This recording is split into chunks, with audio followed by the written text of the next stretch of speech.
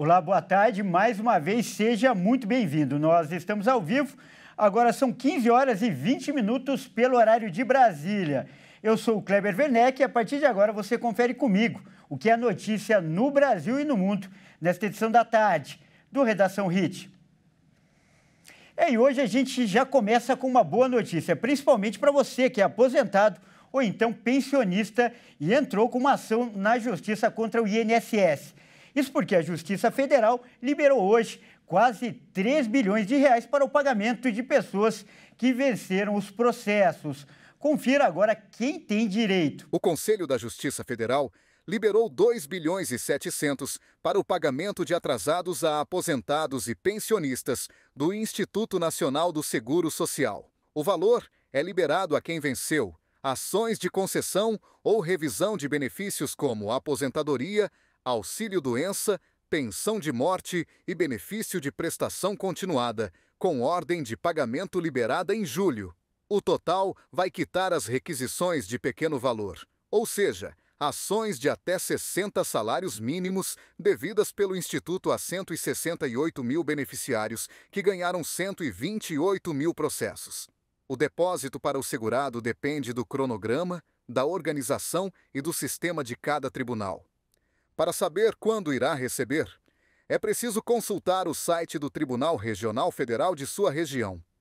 A previsão é que o pagamento ocorra em até 2 semanas após o início do processamento, que é a etapa na qual se abrem contas na Caixa Econômica Federal ou no Banco do Brasil em nome dos segurados ou de seus advogados. E olha só, a Voipaz, suspendeu seus voos para 9 destinos até o final de outubro. A medida é mais um capítulo da crise que a empresa enfrenta desde a queda do avião no interior de São Paulo. A justificativa da empresa para a medida é que a necessidade de realizar uma readequação em sua malha de atendimento por conta do acidente aéreo em Vinhedo, em São Paulo, no último dia 9. A Voipaz era responsável pelo voo 2283, que caiu no interior de São Paulo e deixou 62 mortos. A suspensão dos destinos visa minimizar atrasos e cancelamentos dos voos da companhia, que agora conta com uma aeronave a menos. A companhia prevê que a situação deve estar normalizada até o dia 26 de outubro. Alguns destinos não estão operando desde o dia 9, como Fortaleza, Confins em Minas Gerais e Porto Seguro. Já os destinos de São José do Rio Preto, em São Paulo, Cascavel, no Paraná e Rio Verde, em Goiás, serão suspensos somente no dia 2 de setembro. E outros 3, a Voipaz só suspenderá no final do mês. São eles Salvador, Natal e Mossoró, no Rio Grande do Norte. Além disso, a empresa pede para que os passageiros que tinham passagens compradas sigam as orientações previstas pela Agência Nacional de Aviação Civil, a ANAC, na qual o passageiro pode solicitar o reembolso, a reacomodação em outra companhia aérea, remarcar a data da viagem sem custos e até mesmo procurar outra alternativa de transporte para chegar ao destino. E olha só essa notícia, um presídio em Recife contava com suítes de luxo, isso mesmo, para os presos. As acomodações tinham geladeira, freezer, espelho e até banheira. Acompanhe. Durante a fiscalização dos Ministérios da Justiça e dos Direitos Humanos, em conjunto com o Conselho Nacional de Política Criminal e Penitenciária no Complexo de Curado, na zona oeste do Recife, foram encontradas celas em forma de suíte com diversos benefícios fora do padrão, como geladeira, freezer, espelho e banheira. Nas fotos, as celas aparecem reformadas com pisos novos, prateleiras com espelhos, produtos estéticos e gel para cabelo. Quem estava na comitiva de fiscalização afirma que são apenas algumas celas que têm irregularidades. O Ministério Público de Pernambuco deve ser oficiado para apurar como esses itens entraram no presídio e como a reforma das celas foi feita. Em nota, a Secretaria de Administração Penitenciária e Ressocialização de Pernambuco disse que o complexo não há banheiras, mas que seriam reservatórios de água e não foi informado sobre os outros itens encontrados nas celas. E outra notícia polêmica e que vai chamar muito sua atenção. Olha só, em Vitória, no Espírito Santo, um empresário idoso foi expulso e proibido de morar no próprio apartamento. A Justiça tomou a decisão por práticas antissociais no condomínio. A Justiça alegou que o empresário, de 67 anos, tinha comportamento inadequado desde 2017. O morador foi acusado de vandalismo, brigas, barulho e até uso de drogas no condomínio, que colocavam em risco a segurança dos demais moradores e funcionários do prédio. Antes da expulsão do próprio apartamento, localizado na Praia do Canto, bairro Nobre Vitória. Outras decisões provisórias já haviam garantido que ele não poderia viver no local. O condomínio chegou a realizar registros de ocorrência para apuração de contravenções e crimes supostamente cometidos por ele, entre eles diversos furtos de bicicleta e até a prática de agressões com outros moradores. Também foram encaminhadas solicitações para que os comportamentos inadequados fossem cessados, mas ele se recusava a receber as notificações. Foram aplicadas 14 multas de infrações às normas condominiais, que já ultrapassam R$50 mil.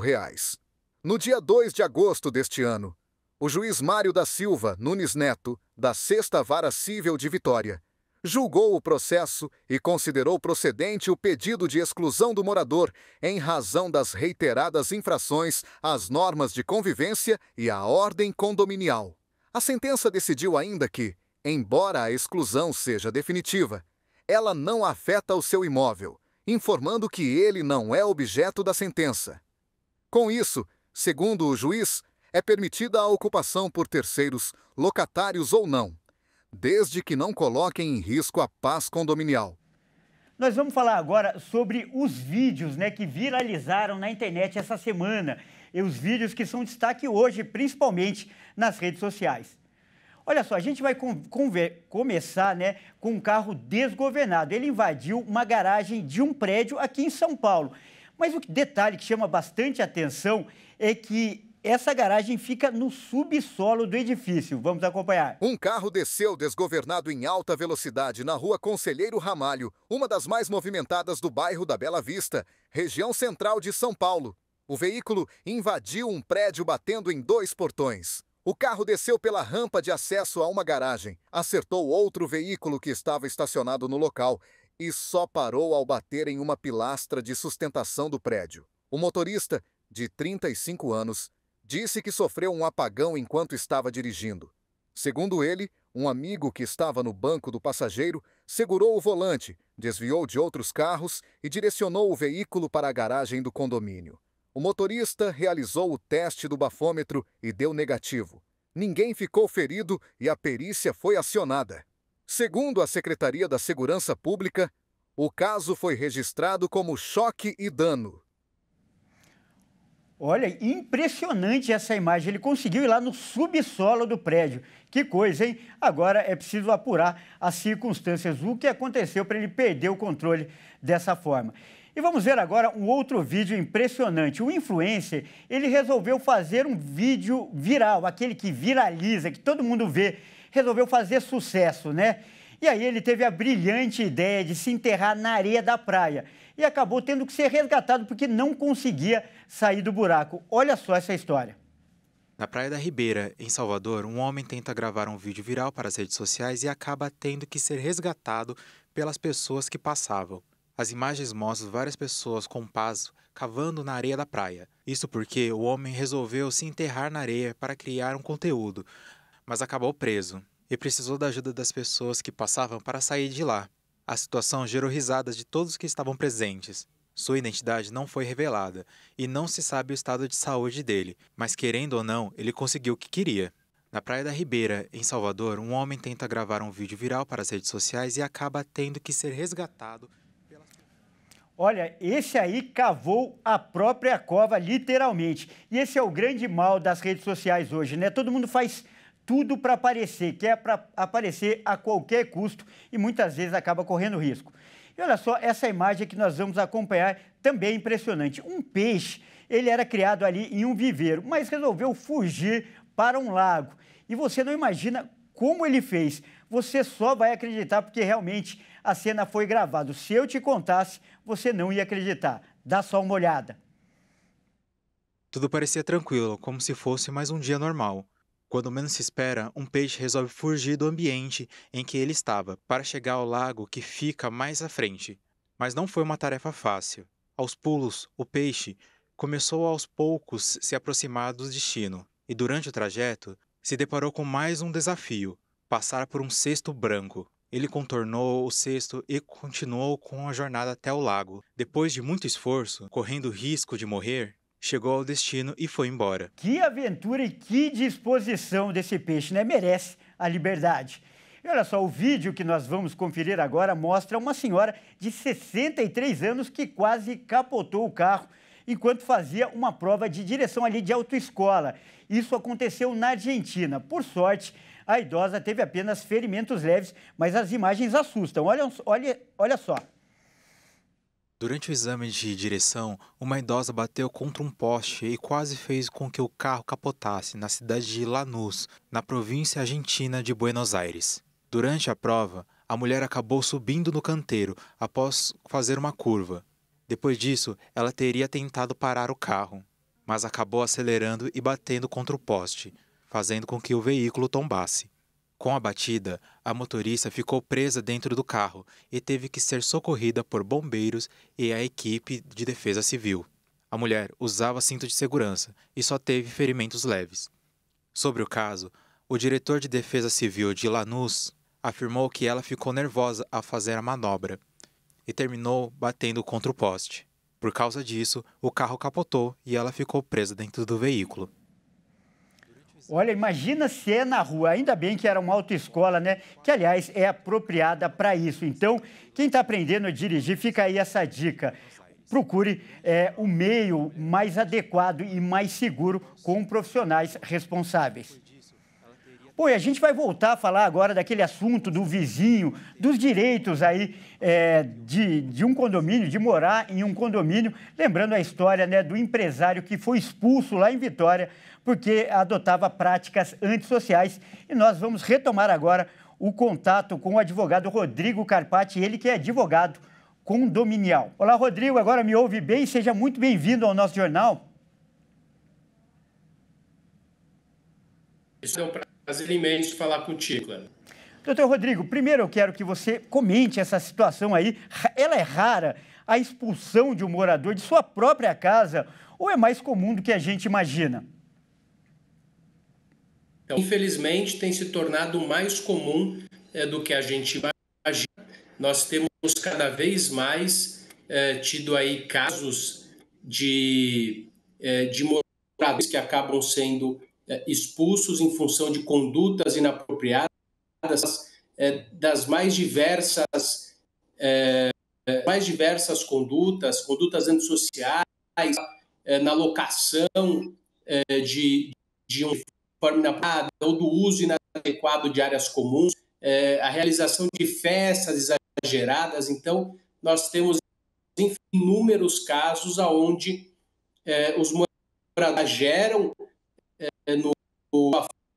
não respeitando o limite de vida de condomínios, e esses casos acabam judicializados. Temos casos como um que ficou muito conhecido aqui em São Paulo, do caso humorista, onde a mulher perseguia o humorista, proferia aí xingamentos contra ele, atingindo a honra desse humorista, além de ter palavras discriminatórias, nos casos onde a criação de animais de forma inadvertida.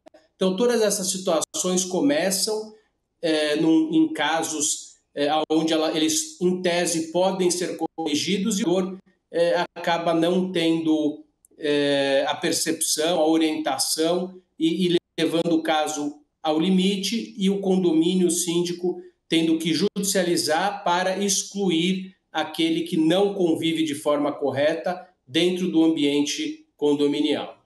E, doutor, um detalhe que chama muito a atenção nessa história é que ele não pode morar lá, mas continua sendo dono do imóvel, né? Pode, inclusive, vamos citar como exemplo aí, alugar para uma outra pessoa.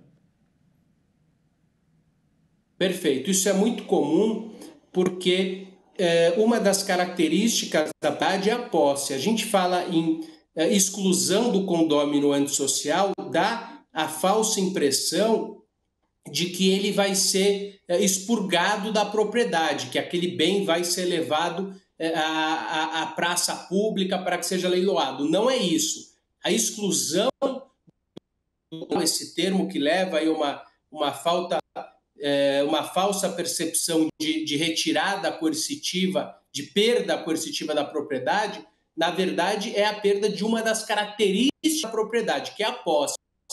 Então, vamos supor que essa medida é restritiva somente contra ele. Os familiares dele poderiam continuar o convívio. Algumas medidas restritivas são contra a família, porque a família que acabou tendo aí uma atitude contínua antissocial. Mas mesmo que ele seja excluído do convívio, ele ainda pode vender, alugar, a propriedade, o registro ainda em nome dele, ele só não pode frequentar aquele ambiente condominial judicial, consequência de reiterado comportamento contrário às boas práticas do condomínio. Olha, e doutor, a gente viu aí que essa briga entre os vizinhos e esse morador, essas brigas começaram em 2017 e foram várias decisões na justiça até que ele fosse efetivamente expulso. Ou seja, é um processo longo e muito desgastante, não é, doutor? Com certeza, é um processo longo, desgastante. O objetivo da justiça não é excluir ninguém do convívio. A gente sabe que a propriedade é um bem preservado pela nossa Constituição e situações como essa são extremadas. Então, por isso que é muito importante não apenas o devido processo legal, mas com a possibilidade daquela pessoa se readequar ao convívio, corrigir aquelas situações contrárias à convivência naquele condomínio. Então, ao longo do processo, e a lei traz de forma muito clara que aquele condômino que deve ser do convívio, ele deve ter um reiterado comportamento antissocial. Então, nunca se trata de um caso isolado, a não ser que seja um caso extremado. De regra, são pequenas condutas antissociais ao longo do tempo. É necessário para essa exclusão o devido legal, uma ação judicial, não é uma medida administrativa, isso requer tempo, ele vai se defender e não corrigindo numa situação extrema e num tempo razoável, a sentença final dele, a decisão final da justiça será a exclusão. Não obstante, casos aí muito peculiares de exclusões liminares, de exclusão imediata, dependendo da gravidade dos fatos. Excelente essa resposta, doutor, porque ela deixa claro que a briga não compensa para ninguém. É melhor, muito melhor, né, se adequar e viver em sociedade. E o senhor fez uma lista aí de vários casos que geram atrito. Então, eu queria aproveitar esse caso para o senhor passar uma orientação para as pessoas e fazer um alerta. Quais os casos mais comuns que as pessoas devem ficar atentas, principalmente em áreas de convívio social, para evitar esse tipo de divergência? Eu queria que o senhor passasse uma orientação para as pessoas que nos assistem. Então, com certeza, é conhecer as regras. A pessoa que está convivendo, que está convivendo dentro do condomínio, ela precisa entender as regras, diferente de morar numa casa onde os espaços são maiores, as regras são mais flexíveis. Mesmo assim, existe a pensão, existe o direito de vizinhança. Esse direito de vizinhança dentro de um condomínio, ele é potencializado também pela lei, pela convenção, pelo regimento interno. Então, isso faz com que aquele que quer residir no local conhecer as regras. O síndico precisa constantemente externar essas principais regras, trabalhar antes de reprimir as pessoas preventivamente, como difundir culturalmente como aquele condomínio exige que as pessoas convivam, as boas práticas de condomínio, as reuniões condominiais constantes, reforçarem o regramento e, rapidamente, as pessoas que não se adequarem, elas devem ser orientadas antes de qualquer beligerância, antes de qualquer briga, e, em último caso, notificada, depois multada e depois, infelizmente, quando se tratar de um caso que comporte, a pessoa vai ser excluída. Mas o bom senso, infelizmente, ele é relativo. Então, o que é bom senso para mim, às vezes não é para você, o que é para um condômino não é para o outro. Então, o que é muito importante é ter um mínimo de um bom senso, e não existindo, as regras precisam ser claras, o síndico tem que trabalhar sempre de forma proativa para levar a tranquilidade, a paz, que é o objetivo final de todos aqueles que vivem em condomínio. Querem chegar em casa, ter o seu descanso, ter a sua família ali, e isso faz com que todos precisam em linha para que o resultado final seja positivo para todos e não destoe tendo que ter ações e repressões desse gênero. Excelente participação, doutor. Tenho certeza que muita gente que nos assiste está enfrentando ou já enfrentou esse problema e essa orientação é preventiva para evitar o pior, com certeza. Então, nós acabamos de conversar com o advogado Rodrigo Carpati, ele que é advogado condominial. Muito obrigado, doutor, por essa sua participação. Eu que agradeço e até breve, até uma próxima oportunidade. Até uma próxima. E olha só, agora a gente vai falar um outro assunto que vai chamar a sua atenção, que é um estudo, né? Ele revelou que o calor diminuiu a venda de roupas no Brasil.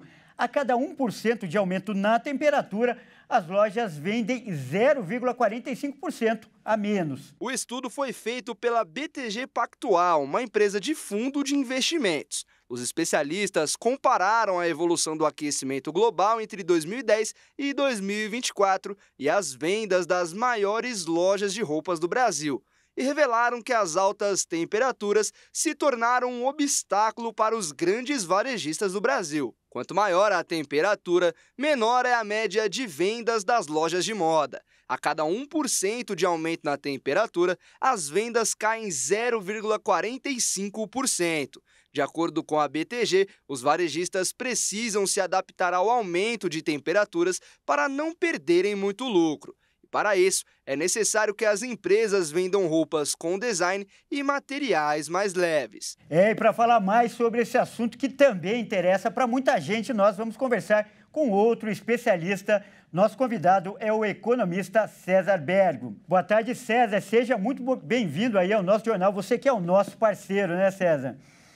Ô, Kleber, é um prazer estar com vocês aí. Estou à disposição. Primeiro, então, eu pergunto qual o impacto que essa onda de calor deve ter no comércio e também na indústria de vestuário. Você acredita que as empresas foram pegas de surpresa ou já estavam preparadas, levando em conta, né, que as mudanças climáticas têm sido registradas já em todo o mundo e também nos últimos anos? De fato, aconteceu muitas vezes, em alguns estados principalmente, essa surpresa, mas já era esperado. O que você tem que colocar é que a indústria têxtil, né, ela tem o seu mix de produção e as confecções também, elas demandam o produto, né, e tem o varejo, o comércio que faz a venda. Ora, o que acontece? Numa situação dessa, você aumenta os estoques do varejo e então a indústria acaba não produzindo. Então tem um prejuízo para todos nesse sentido, porque o consumidor, ele vai mudar o hábito dele. Se você está um calor, você não vai comprar roupa de frio. Então, tem aquelas coleções de moda envolvendo as cores, os panos. Então, realmente, é muito difícil. Essa adaptação ela deve ser feita, mas da forma que está acontecendo, nós tínhamos 4 estações no ano. Agora, parece que reduziram, né? Você tem só a estação mais quente e a fria, que dura pouco, pelo visto que nós estamos vendo em alguns estados, sobretudo aqueles estados mais populosos, onde a demanda por vestuário é muito maior. E ali os problemas foram maiores também, sem falar na questão climática que aconteceu no sul do país, né, que dizimou muitos estoques, né, destruiu lojas, acabou prejudicando a distribuição desses produtos, Kleber. E César, via de regra, as roupas de inverno são muito mais caras do que as de verão. E o que agrava a situação para esse mercado, como você descreveu bem. Como deve ser a compensação pelas perdas? As roupas de verão também correm o risco de ficar mais caras para equilibrar as contas? Na realidade, você falou bem, né? O produto utilizado para a produção de uma roupa de frio, ela é mais cara assim. Envolve a lã, né? Envolve malhas de melhor qualidade e já tem todo um custo envolvido aí e que deve ser revisto o mix de produção, não tenha dúvida. Mas existe uma certa compensação que muitas vezes a margem de ganho numa roupa vendida no frio é maior também do que numa roupa de verão. Então, você aumenta um pouco o ganho na roupa de verão, né? Lembrando que existe aquelas roupas de moda, que praticamente você perde todo o estoque caso não venda. Então, tem as liquidações, as promoções, e muitos consumidores aguardam esses momentos aí para fazer as suas compras. Então, não tenha dúvida que a própria indústria, né, ao fazer o seu trabalho, ao desenvolver o seu planejamento, ele vai fazer esse equilíbrio de contas aí, mas só que agora, muitas vezes, é pego de surpresa em função da severidade do clima, como a gente observou, viu, Kleber? Legal, César. Você lembrou bem aí do material, né, da matéria-prima que é usado para fazer essas roupas. Então, esse fenômeno deve influenciar outros setores da economia que são ligados à moda. Por exemplo, a escolha dos tecidos, da matéria-prima para os próximos anos deve levar em consideração esse fenômeno climático e pode mudar também, afetar toda a cadeia de produção nas próximas temporadas? Você vê a produção, por exemplo, do algodão, né? O clima é fundamental. Obviamente, o Brasil tem melhorado a sua produção de algodão, a qualidade também, mas não é suficiente se não fizer um estudo apropriado do clima. Então, você tem a questão também das ovelhas, para a produção da lã, etc. Depende muito do agronegócio. Então, o agronegócio tem que fazer esse planejamento para poder ter a matéria-prima. A indústria, então, ela fazer o mix de produção dela, levando em consideração todo esse risco que existe em função das questões climáticas, e também as empresas de confecção e o comércio também preparar para esse momento difícil e ter uma rapidez na realocação dos estoques, né? Se realmente o clima não mudou, o frio não chegou, você mantém a confecção de verão para ser vendida. Então é importante também essa agilidade na área do comércio, viu? E o consumidor, ele vai olhar, obviamente, porque nós tivemos a pandemia em que aumentou também a necessidade das pessoas permanecerem mais em casa. Então os hábitos de consumo foram alterados. De qualquer forma, existe a compra via internet, também tem sido incentivada, mas não tenha dúvida, tudo começa lá no agronegócio, onde a produção da matéria-prima é feita, na indústria o desenho da produção e a distribuição e até chegar nas confecções e também fazer o seu planejamento correto, levando em consideração essas questões climáticas, Kleber. E César, eu deixei para o final a pergunta que todo mundo quer saber. Nós teremos liquidações com bons descontos em breve? Qual é a dica que você dá para o consumidor que está pensando aí em renovar o guarda-roupa, César? Geralmente a pessoa que vai comprar uma roupa de inverno vai pensar no próximo inverno, não vai me usar no verão, senão vai desidratar, né? Então é preciso que haja uma certa uma forma de consumo consciente que não vai fazer compras desnecessárias. Não tenha dúvida que as promoções são feitas e muitas vezes as pessoas compram pensando numa viagem para um lugar mais frio. Então, o momento é aproveitar essas promoções aí, comprar material de qualidade, um preço melhor e aí ganhar com isso. Lembrando sempre que o importante é não comprar por impulso, ter disciplina e gastar dentro do orçamento, viu, Kleber? Tá certo, então, excelente essa dica, César. Nós acabamos de conversar com o economista César Bergo. César, muito obrigado pela sua participação e pelas suas dicas de economia e também de moda. Um grande abraço, Kleber. Eu já estou fazendo a minha parte. Aqui no calor estou usando um pullover. Muito elegante, por sinal. Grande abraço. E olha só, a gente muda de assunto agora para falar que o Rio de Janeiro registrou uma onda, né, gigante, talvez a maior onda já registrada no Brasil. Quem vai contar para a gente essa história é o nosso repórter, como sempre, o Anderson Nascimento, vai trazer mais detalhes. Boa tarde, Anderson. Oi, Kleber, boa tarde para você e para todos que nos acompanham. Olha, para quem gosta de pegar uma boa onda, essa última edição do Itacoatiara Big Wave, evento de surf realizado em Niterói, na região metropolitana do Rio, uma onda de cerca de 10 metros chamou a atenção. O surfista Daniel Rodrigues foi quem surfou essa onda gigante, que foi garantida pela organização do torneio como a maior, além de ter aberto a discussão sobre um possível recorde no Brasil.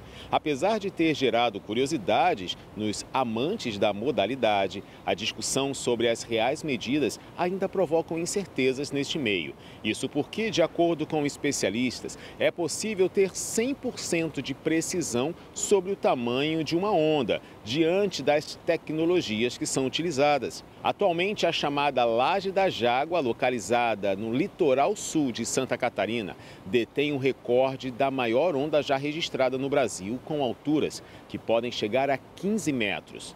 Este fenômeno, objeto de um estudo científico recente, confirmou a realidade das ondas gigantes que os surfistas de grandes ondas já haviam testemunhado. A região, conhecida por seus desafios extremos, é um destino muito procurado por surfistas em busca de aventuras radicais, assim como Itacoatiara e Niterói.